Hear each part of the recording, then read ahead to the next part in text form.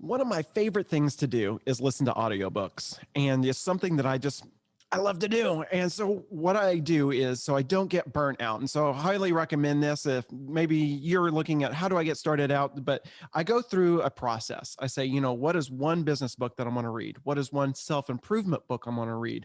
What is one book that is fiction? One autobiography or biography book, and then a book that has to be over 100 years old.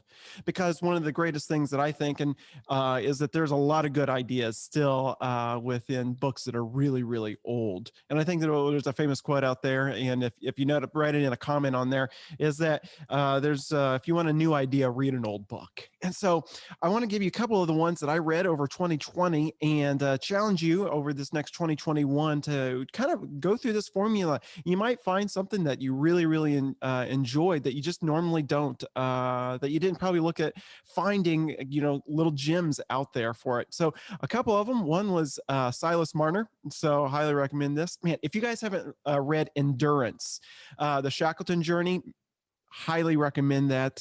You won't be disappointed through this journey.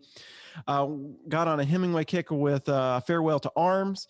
Then for you Enneagrams out there, you're going to hate this book. It's called Personality Isn't Permanent. If you want a kind of, it opens up kind of your mind on not being stuck in certain habits and ways. So highly recommend that one. If you want a good laugh out loud book, Into the Woods, Bill Bryson wrote that book as his adventure walking the Appalachian Trail.